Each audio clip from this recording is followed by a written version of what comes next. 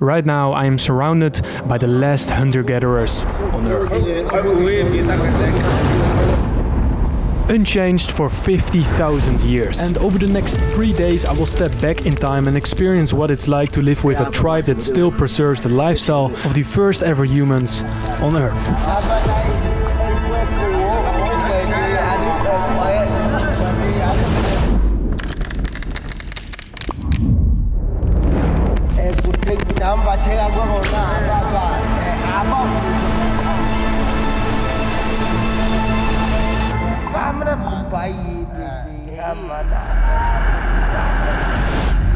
I am now on my way to the Hadza tribe, also known as the Hadza, who have settled in the north of Tanzania near Lake Hadza. And after about a 4-hour drive, my cameraman Silver, my guide and translator, and I arrived at their camp. And believe me, I was pretty nervous.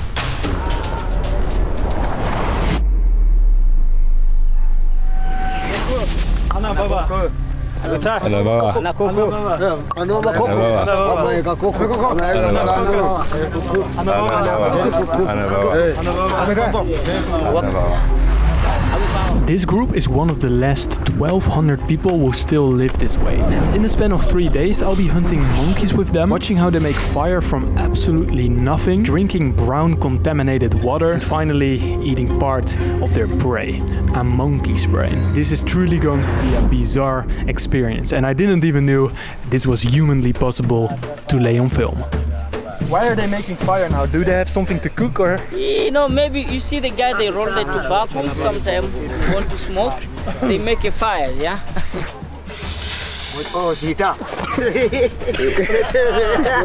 Yeah, it's in the middle of the day right now and therefore the sun is blazing. It's incredibly hot. That's why the whole tribe is just relaxing, straightening or sharpening their arrows and smoking a homemade cigarette. If you look here, you can see something like bitings, yeah? This is how they make it straighting, yeah? Put in the fire and then they do like... And this is how they make their arrows perfectly straight, making their precision better because the arrow is more accurate when it's straightened. And that's absolutely necessary because if they don't hunt anything, they have almost nothing to eat and they could starve.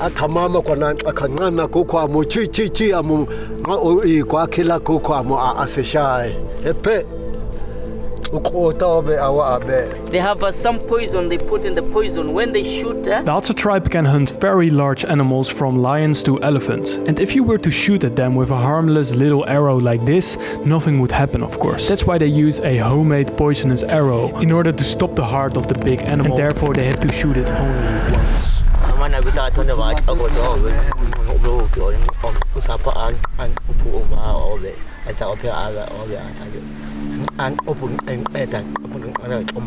The Hadza tribe speaks a click language.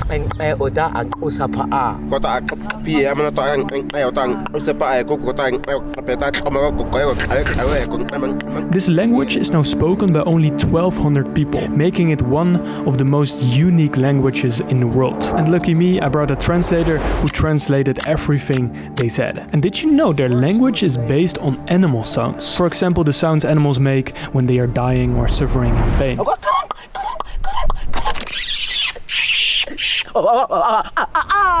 And he is the oldest? No, he's not the oldest. This one, yeah. He is the leader. Like I got yeah, for them they don't have like leaders, but they're respecting their elders, yeah. All they are same, yeah. In many other African tribes there is typically a leader or someone with higher status. But within the Hadza tribe everyone is considered equal. When they get 10, their life is not belong of the parents, yeah. Survive himself from the 10 old, yeah. It's remarkable that from around the age of 10 you are already responsible for your own life. That naturally means they have to train intensely from a very young age to become skilled hunters. Wait, I'm gonna show him something, a trick.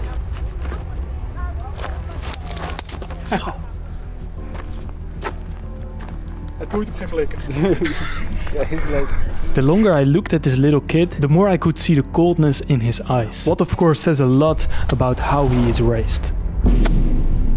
He has to do this every day in his whole life. Every day? Yeah, to aim something. Because if you cannot aim, you cannot eat.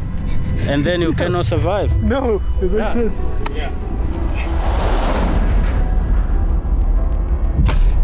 Shooting with the bow and arrow is one of the oldest technology of humankind. A design older than cities, older than metal, older even than agriculture.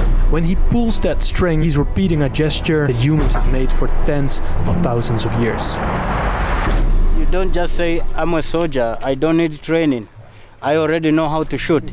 You have to train every day. So they also prefer to train to shoot. Make sure that they're always in the top form. This is sick. Nice, bro.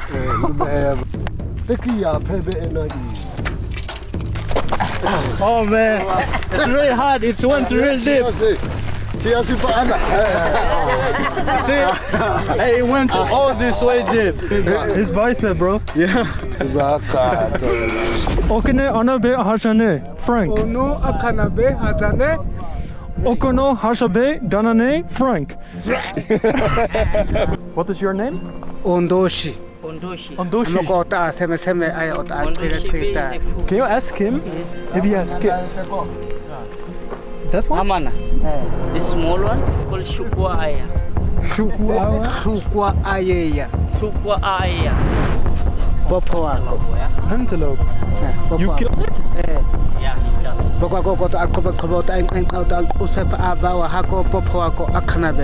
is this?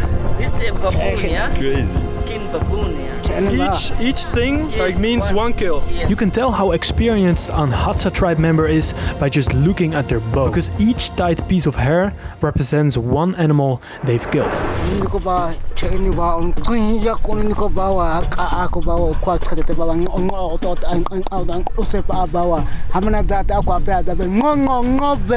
Franco.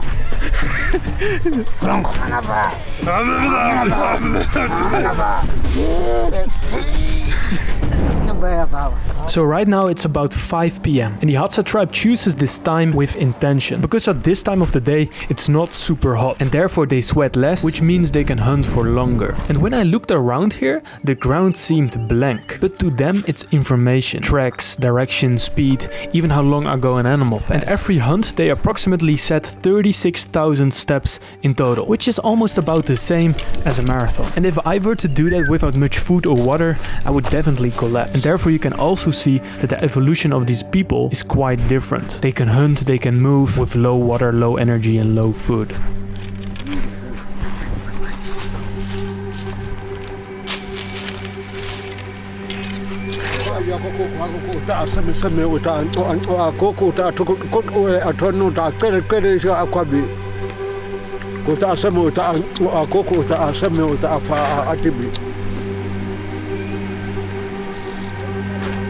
Sende.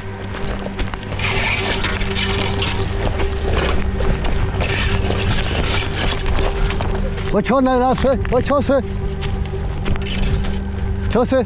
Na, aber mit Katschatine na, ich bin kapuna. Gotau.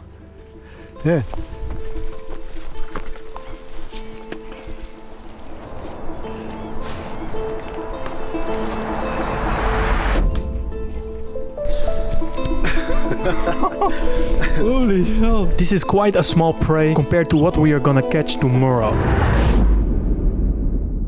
How is he so good at... He's really good, and you could see the aiming was perfect. And this was almost a moving target. Yeah, how is this possible, bro? Yeah. I couldn't quite grasp it that the Hadza tribe only hunted one bird on one hunt. And they have to split all that food between all those members.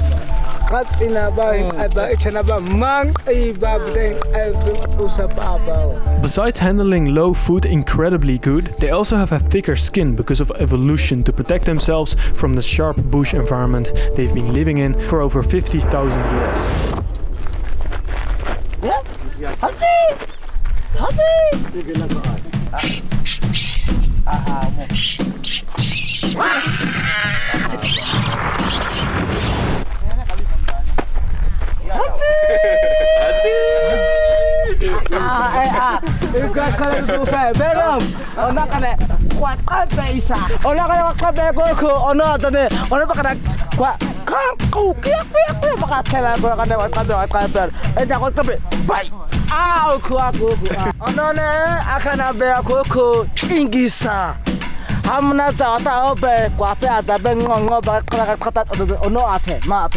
The Hadzabe tribe dances a lot before their hunts because they believe it brings luck.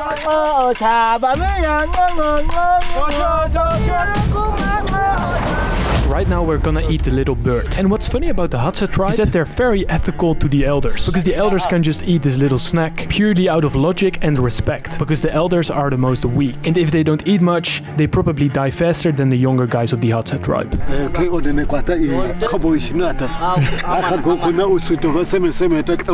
Thank you so much.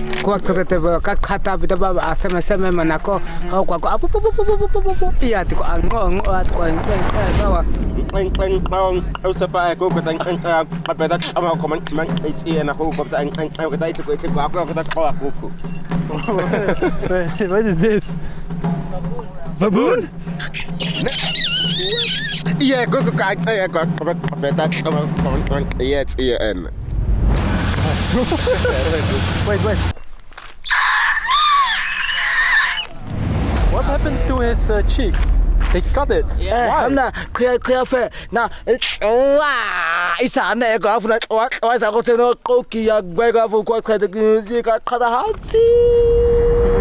The children of the Hadza tribe are raised very strictly, to the point where parents make small cuts in their cheeks so they will stop crying, because the salt from their tears causes intense pain in those wounds. And that's why most kids of the Hadza tribe has those scars.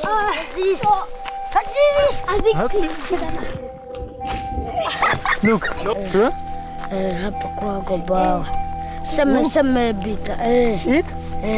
We are only on the first day, and I can tell you this, the Hadza tribe is extremely friendly. They let me in the tribe, they shared food with me, even the kids want to share food with me. So I would say the Hadza tribe is one of the most friendliest, if you were to compare it to the Sentinelese on the North Sentinel Island nearby India. Because there are tribes who believe intruders are always enemies, and therefore they will just hunt you down with their bows, chop off your head and put it on a stake on the beach, to show other people we are hostile.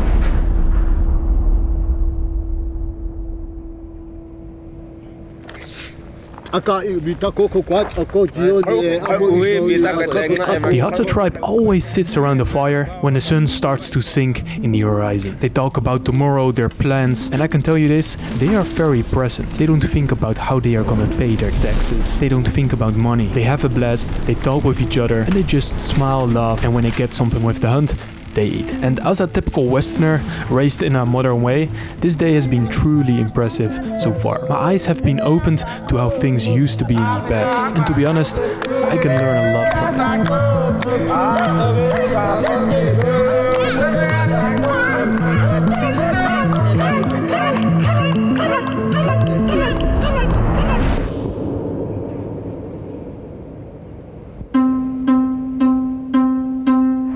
When was the last time they drink some water? Let me ask you.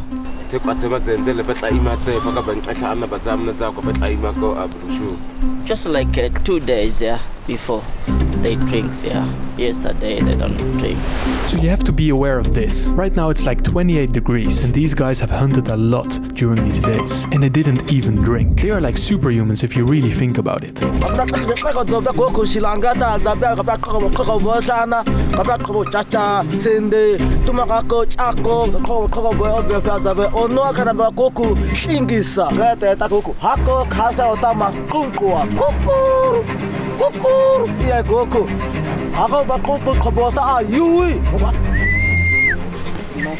If the Hadza tribe is going for a hunt, they take 5 different arrows with them, and each other arrow is for a different animal.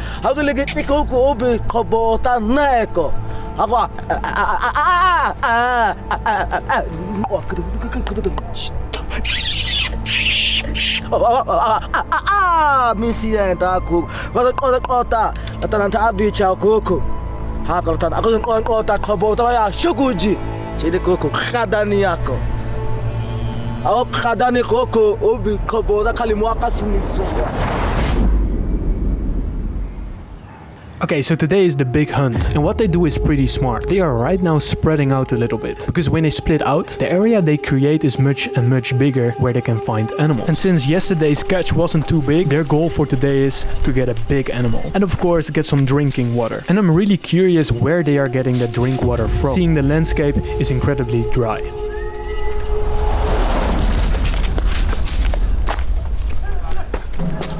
One of the tribe members has spotted a monkey in the tree, so he's making signal sounds to alert the others so they can surround the monkey.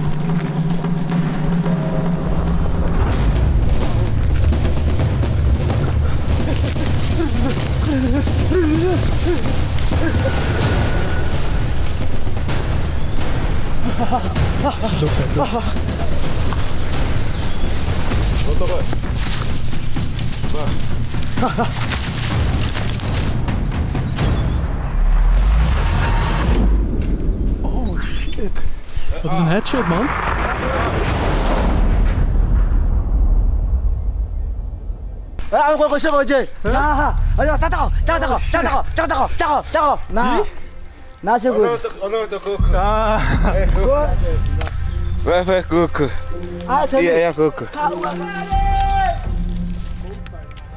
To witness this with your own eyes, a Stone Age tribe chasing down a monkey and then shooting it straight through the head in one clean shot is still, to this day, the most bizarre thing I've ever seen in my life.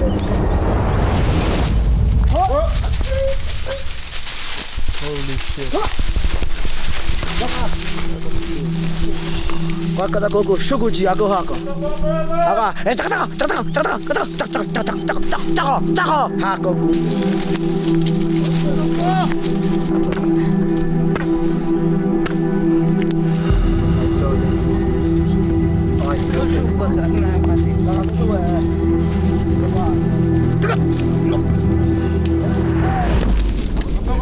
Okay, the Hadza tribe has made their catch, and now they're gonna feed themselves with that monkey. And what do you need for that? Fire. And of course, these people don't have lighters. So every single time they want a fire, they have to use this technique, friction fire. By rubbing wood against wood, they create a lot of friction, which builds up heat and eventually forms a tiny glowing ember. And then they place it onto dry wood, blow on it gently for a moment, and just like that, you've got fire. It's incredible to watch fire being created out of nothing within 3 minutes. And it looks extremely effortless for these people, because of course they've been doing this for ages.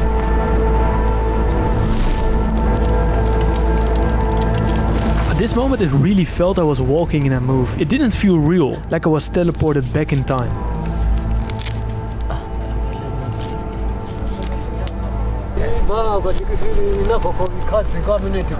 As you can see, they eat organ meat, pieces of bones and everything in between. And they are able to do this because their digestive systems have been evolved over the years to handle those kinds of bacteria. And if I were to eat like that, I'd probably end up with severe diarrhea. And without antibiotics, I could be dead within a few days.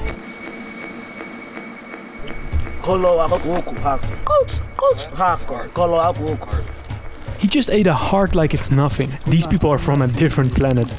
He's gonna eat the eyeball? What? This guy eats a cooked monkey head the same way I eat my apple. This is freaking crazy. And as you can see on my cameraman's face, he is disgusted by it.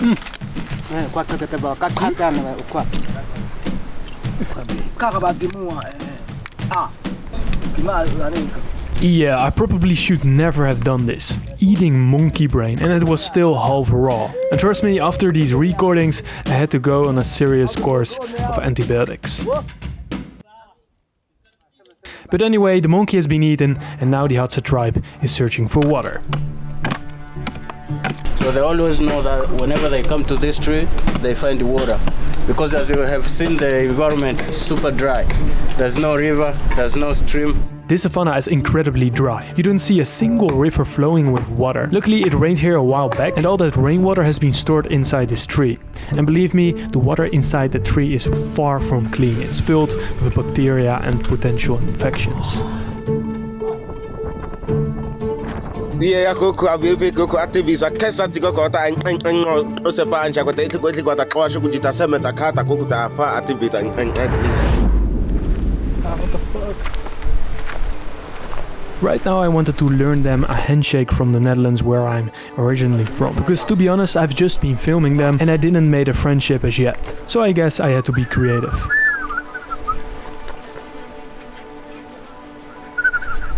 Are they in general always happy? Do they live a happy life, would you say?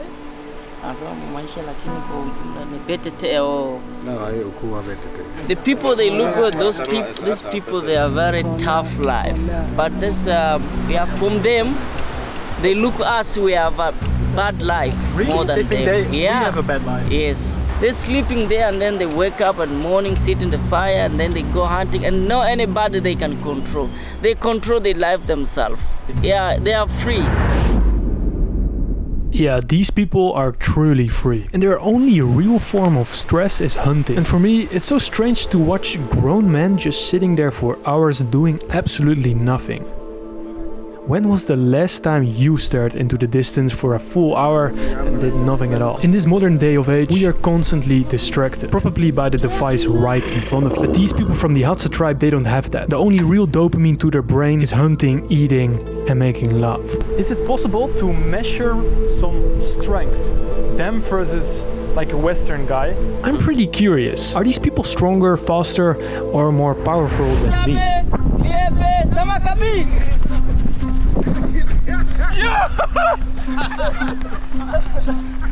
I win! Yeah! Nice.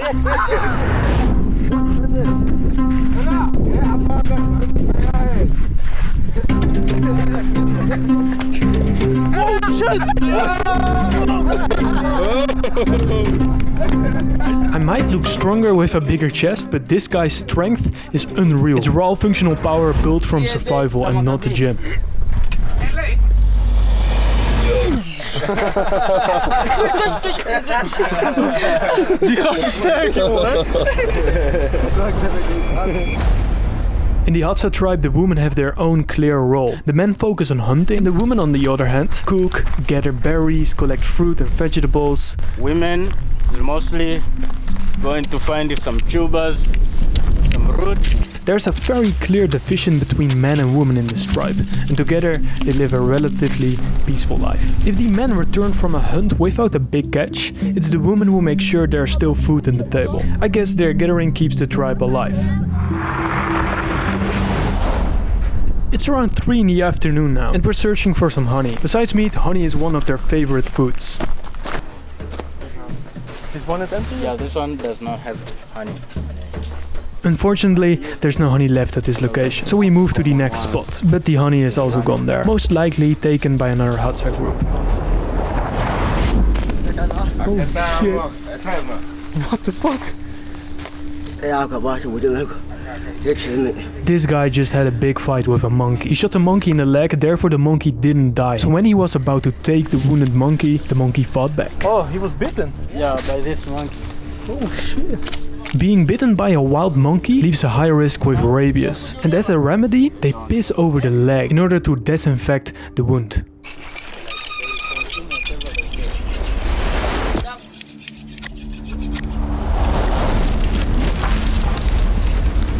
They will take out the skin, as you see now, and that skin will be attached to the bow. So they take the tail and they attach it. So every kill is actually attached to the bow as an encouragement and also as a memory. Status in the tribe is subtle but visible. So the more kills a hunter has, the more decorated his bow becomes. A full bow of details represents experience and achievement. And what's fascinating is how they use every single part of the animal. Nothing is wasted. For example, they use the monkey's tendon. A tendon is perfect for tying things together. It's flexible when fresh, and when it dries, it shrinks and tightens. When they attach feathers to an arrow shaft using tendon, it becomes incredibly strong. So small details make a huge difference in survival.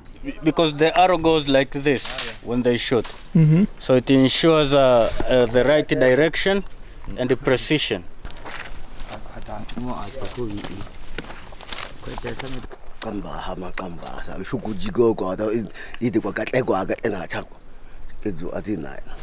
The longer I stared at this man's wound, the more it seemed to hurt. So another Hadza member collected sap from a random plant nearby, and apparently it works as some kind of natural medicine.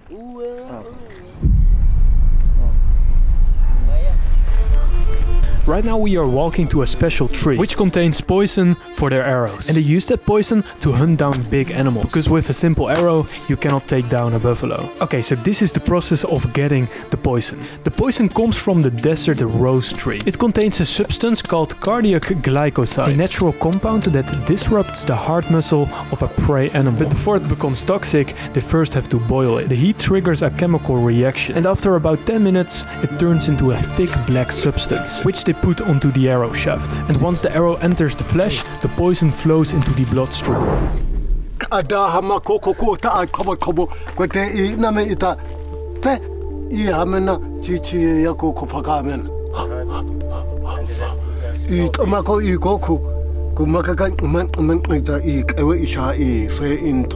Unfortunately, most of the very large animals in their territory have largely disappeared, so this method is rarely used nowadays. What advice would you give to like a white person from Europe to me? Hama kwa Hadza hamena ka ota tria ka to za to atisa kitai hamena shukulu ota akwa haine akwa kuishoko kwa pizza ti hama mau ba hamena ndio bamia ya muaki ama kwa ota cha ti isijat ishi oba akwa seme akwa ahe. What is happiness for you? Ono fry ehe taba kwa chitama na kona kwa ngana inakoa atingao inakota aneko inakota agijako benata afla eyo ahama adongo ko kwa igweko atu azaza bamia obeko afla. What do you think the meaning of life is? Maisha ya obe bawa eke ya misho ukuwa kalimoko ukuwa wala ngana misho ngana ikichame wanda kai acheka ko oso wako talute fulu ala aneko bawa paka itaina utlea ka itakopanda takalimoko. The big animals, they disappear. So how long will they stay around here? Their culture, their tradition? What do you think? I think we are very, very lucky, like right now, to see and have these guys, because I think in about 50 years, this tribe will have disappeared. And that's largely because of the modernization of the world. Their land is being infiltrated by Western companies. You are aware the modern life is there, you see the cameras, you see the truck over there. Would you join us or would you stay in this lifestyle? Obe bawa obe Hadzabe. Ako that's I kongilongilo. Ako that's I te ebo ko te icha eneta isha ubakaka. Ita cha enena yama I kokupeya ako tate tose. Obe te taoya I bawa ko enshasha ya lewana ato I chikwasha abe. The amount of stress we have nowadays in our modern life, a Hadza tribe member cannot have that. It's too much for them. Too different.